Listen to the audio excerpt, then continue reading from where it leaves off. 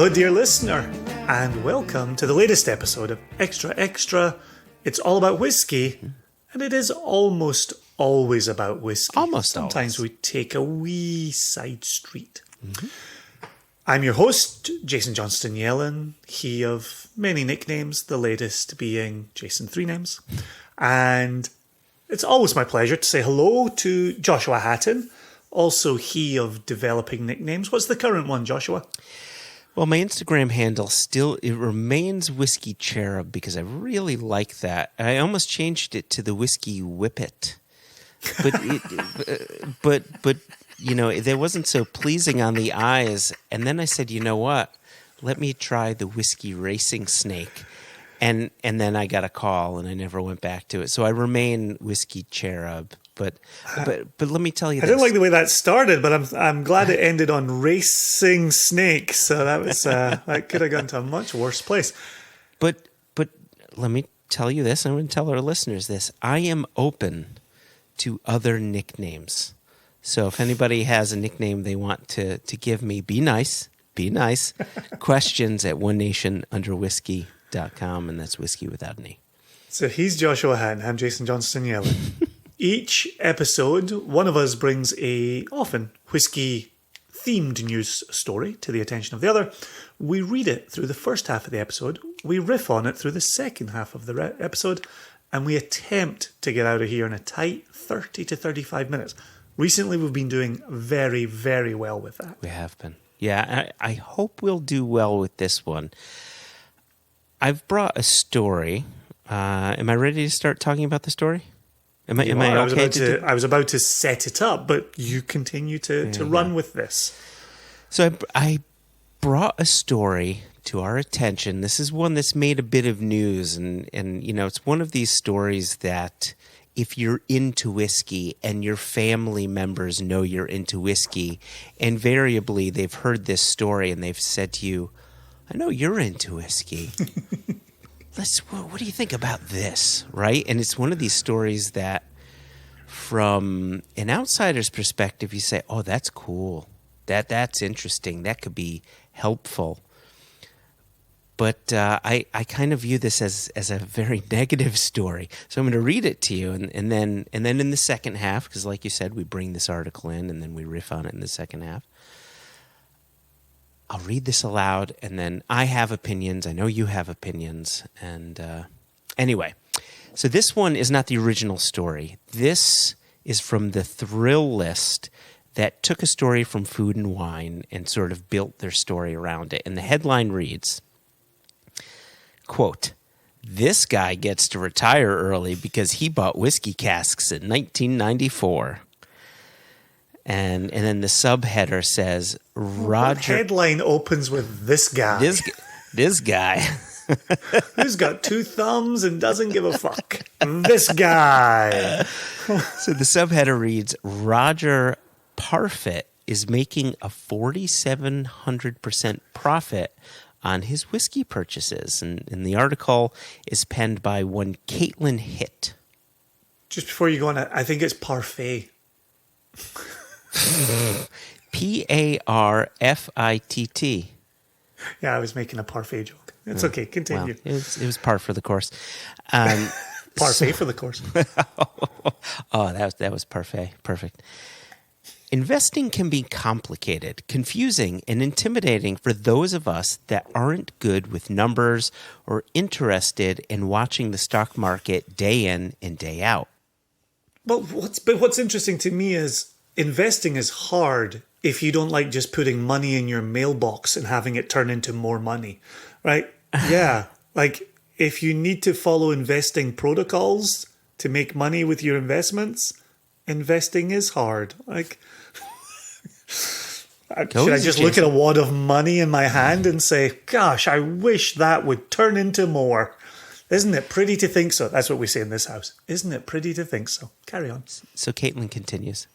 There are other ways to invest your money through, like buying property or whiskey barrels, apparently.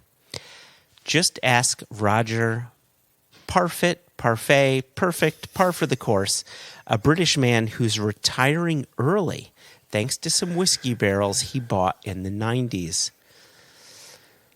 And she continues. Parfit. I feel the rage building, Joshua. I'm mostly feeling rage because we're about to talk about Scotch whiskey, and the author continues to spell whiskey with an E, which is not the correct way to spell whiskey when you're talking about Scotch whiskey, basically whiskey around the world, other than Irish whiskey and some American whiskeys. But that is for another day, Jason. I'm going to continue. Parfit bought a cask of Macallan single malt Scotch whiskey in 1994 for £3,200, or the equivalent of $4,359. He then bought a second cask, this time of Tobermory, for £1,500, or the equivalent of $2,043. All this according to the Telegraph.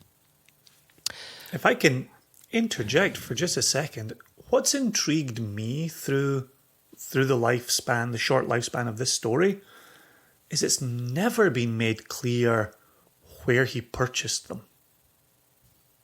Does Thrillist fill in a gap on this? Well, you haven't let me get to... I'm setting it up. I don't know. Setting it up. But I would say he likely bought them from the distilleries.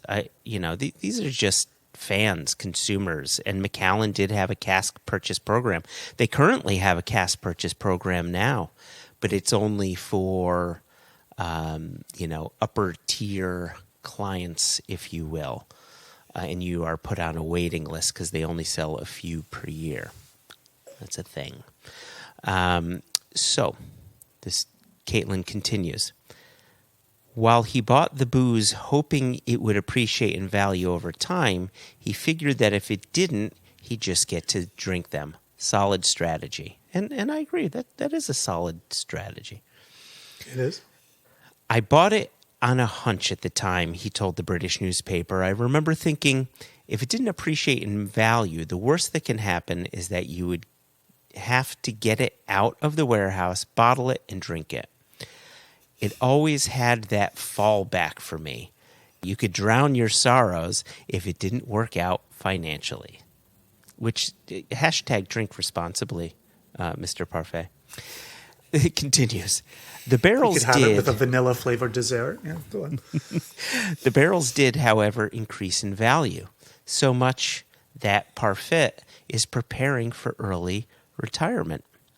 Parfit recently sold both casks for £225,000, or the equivalent of $313,000. $313 and $200, really. That is a 4,700% return in his investment, according to Food and Wine. You don't need to be a math whiz to know that that is a good deal. And that's true. That is a very good deal. Even better, Food and Wine reports that according to Her Majesty's Revenue and Customs, which we lovingly call the HMRC, which is the UK tax authority, the casks are a, quote, wasting asset because over time, water and alcohol evaporate. Because of this designation, Parfit doesn't even have to pay taxes on the profits from the sales of his two casks. Also true. Thanks to his smart investment, Parfit is hanging up his hat as a bank manager at only 59 years old. Naturally, he's got big plans for his 3-year early retirement. Parfit will be doing a few responsible things with his money, like paying off his mortgage, but he'll also have a little fun. He and his family are currently planning to take a trip to Florida together. He's far from done investing, too. Parfit plans to get back into the booze game, buying a cask of whiskey for each of his two. See, I'm looking at your face now, and this is where it's happening, Jason. He's going to buy a cask of whiskey each for his two kids in the hopes that they'll have as much luck as he did, he told Luxurious Magazine. And then Caitlin gave a tip of the hat to Food and Wine, and that's where it ends. That's the story, Jason. It ends much later than I wish it had ended. Which is another way of saying I wish it had ended much sooner. Because I heard a lot of words that I didn't feel the need to hear. Yeah. I know we're going to riff on it in the second half, but it's so striking to me that this isn't just... Remember Joe the plumber from here in the United States a few election cycles ago? Oh, I remember that. Right, this isn't just Joe the plumber lucking into a lottery ticket that allows him to retire from plumbing in his 30s, right? This is a 59-year-old bank manager who, by the sounds of the article here, was planning to retire at 62, right? That's a dude that is so buttoned up for retirement that dude taking, this guy taking early retirement, it's not quite like other folk taking early retirement. And I do feel, and why I'm glad we include it in this episode, it reminds me of the last episode where we covered that piece from the BBC about Forsyths making distilling equipment for a company in Inner Mongolia, right? There's so much to lead the witness that he's not... Is he taking early retirement? Yes, he is. Is it 20 years early? No. It's a few years. He's going to pay a mortgage and take a trip to Florida. Yeah. But if somebody wants to get excited about a 4,700% ROI, return on investment, boy, does this article get them licking their chops. It does, but this article and the other ones like it come from a place outside the industry, so it's not telling a full story. It's a wonderful feel-good story, and I'm incredibly happy for this guy. But there's so much more about this that you and I need to discuss in the second half. So let's take a quick pause here, gather our breath, gather our thoughts, and we'll be right back.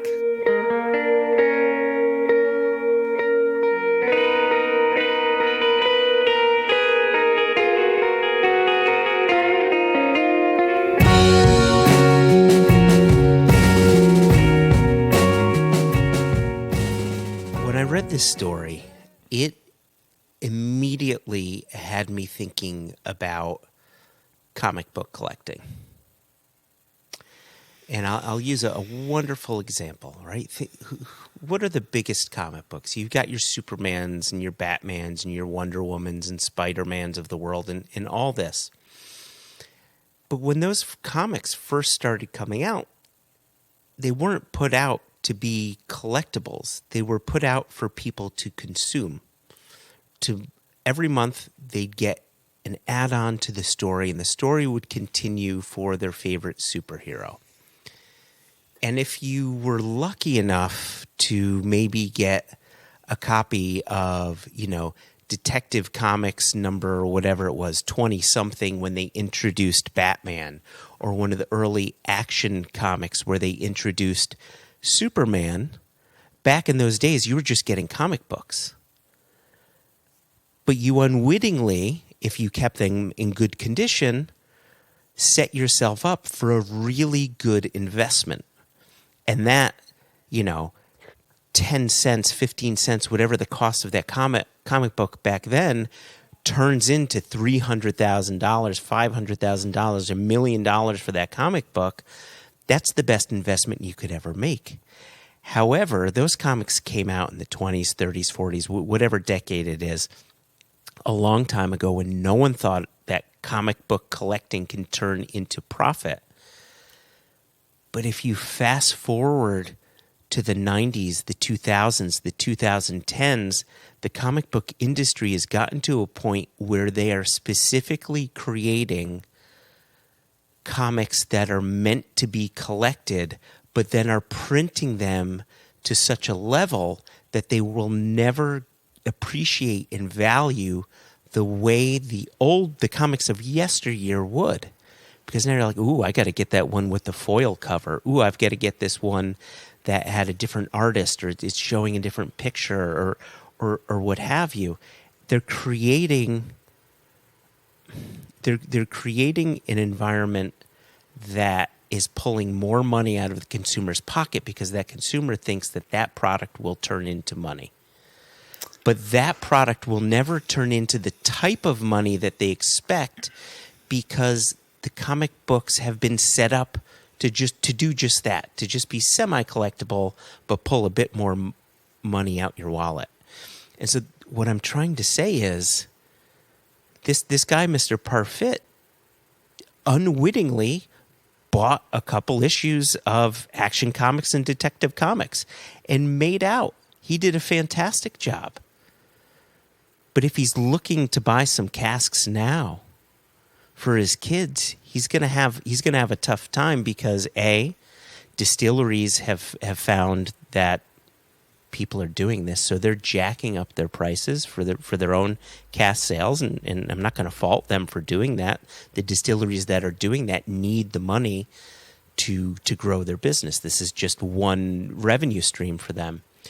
Or the consumer will purchase from a cask investment company that's going to charge really high prices. Right? We've seen them where you'll see a cask of,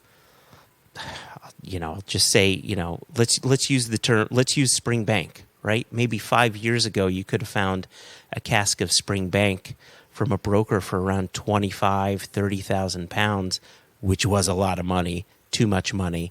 And now you can find them for 225,000 pounds. And my point is, if you buy that cask of Springbank for 225,000 pounds now, it's going to be 20-something years old. It's going to lose its alcohol. It's going to get below ABV, like whiskey ABV, really fast. And you're just buying high. If investors will tell you never buy high, you buy low to let it appreciate. If you buy high, you're just going to lose your money. So I really am concerned for people looking into cask investment now because they're getting in at the same time that comic book collectors were getting in the 90s and 2000s and 2010s.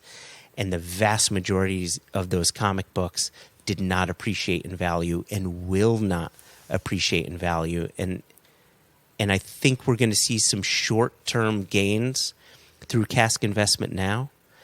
But we know what the Scotch whiskey industry looks like. It goes through peaks and troughs. And we're going to hit a trough very soon. And also, and I'm sorry, I'm going to keep on going on, but there's many facets to this.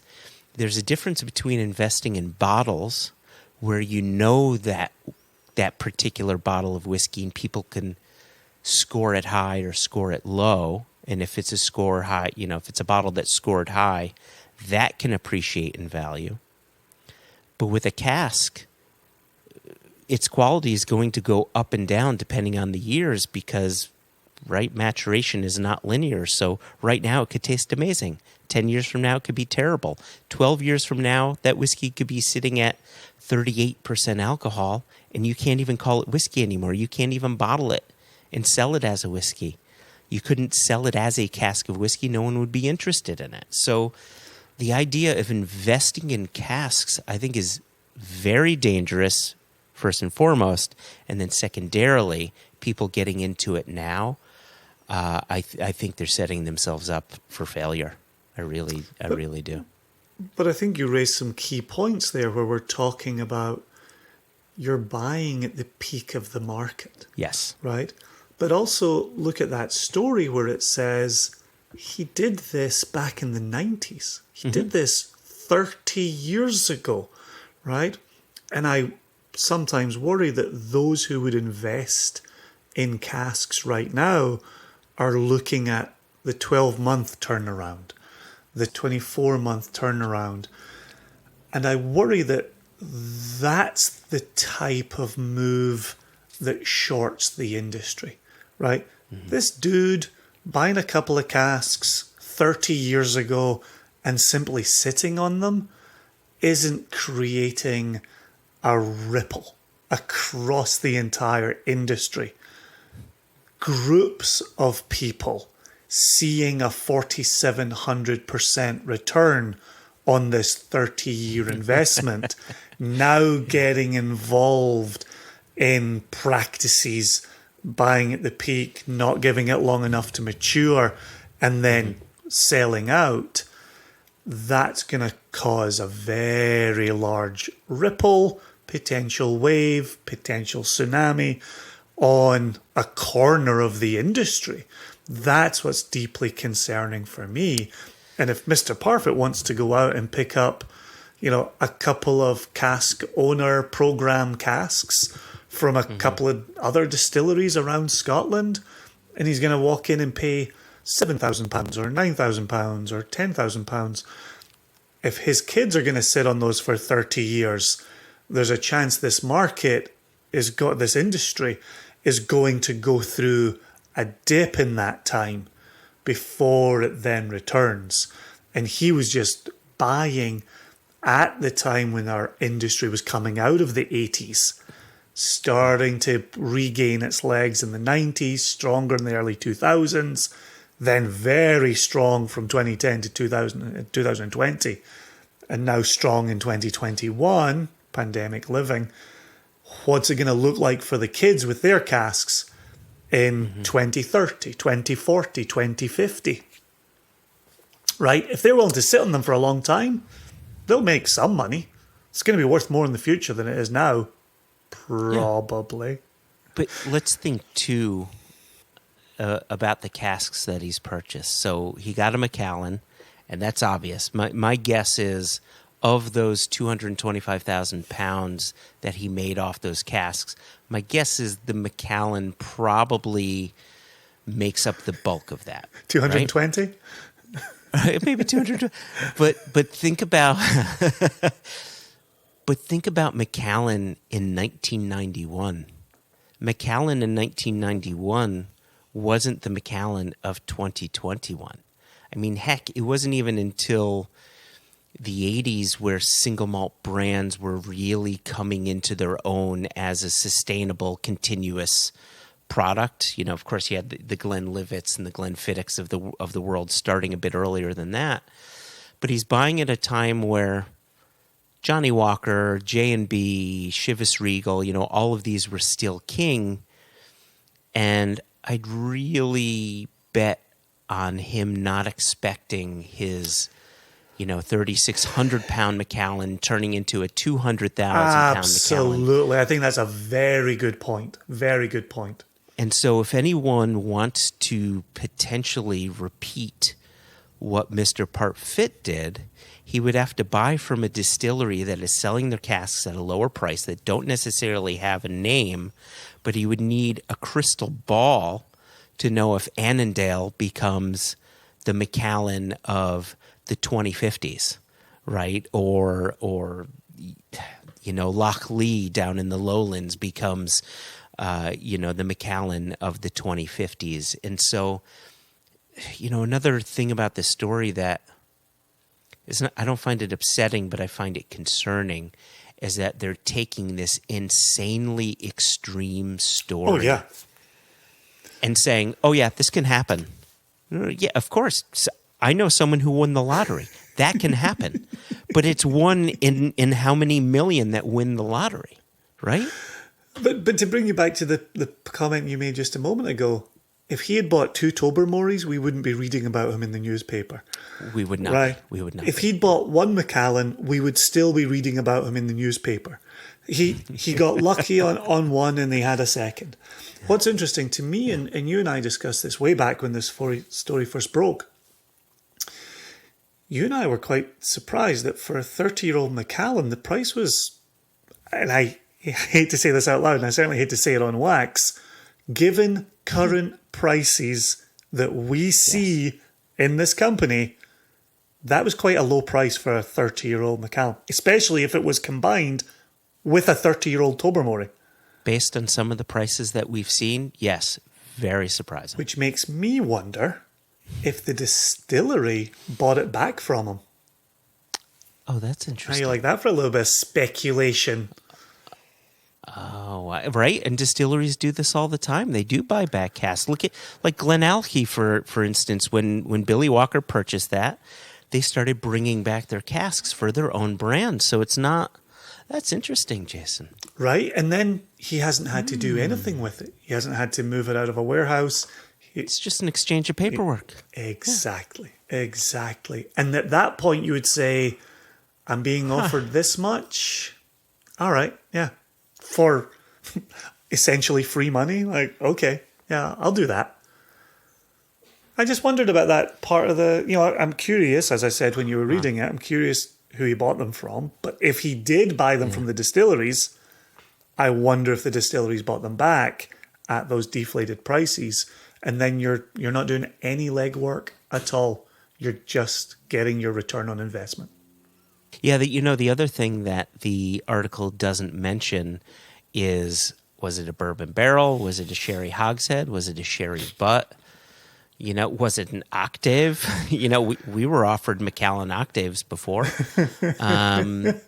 So, it'd be interesting to know how big or small that cask was, what type the maturation was. It's so striking to me, as far as that story goes, for you and I, there are so many missing details that would help to flesh out what did happen in here. One of the comments you and I had when we saw the pricing that he purchased them for, if he was buying new make spirit in the 90s at those prices, that was high. We were buying new make spirit in the 2010s that wasn't that high. That's 20 years after he was buying new make spirit from these two distilleries. So, I want to know who he bought them from. I want to know what they were matured in, right? What type of casks was it that he actually purchased? Who did he sell to? What's the goal for them? But whereas there are holes in the story for you and I want to know where they were warehoused. There are holes in the story for you and I. If you want to get on this current investing crazy train, the only number you need to see in this entire article is 4,700%. That's the only number you need to see, and you are gung-ho. This is absolutely happening. And that unfortunately for me shows these two sides of the industry. Those who would purchase casks to bottle them, to sell them on to consumers, who would get them at a price that would allow them to open them and drink them. That's our day-to-day remit. But on this other side, you've got people chasing casks to wring as much money as possible out of them, regardless of maturation, regardless of quality, regardless of ultimate drinking. That's the investment side that deeply, deeply concerns me. That's the part that I worry is going to topple this cask side of the business. Now, if we have to kind of take some hits for a few years while the market gets crazy and then they topple it and prices come back to normal, I will rejoice the day they come back to normal. But it's going to be an incredibly difficult period of time until that happens. Yes, and I'll feel bad for all of the people who will be suffering through that toppling. That's my concern, is that people are going to get into this with the idea that, all right, I put 100,000 pounds into this.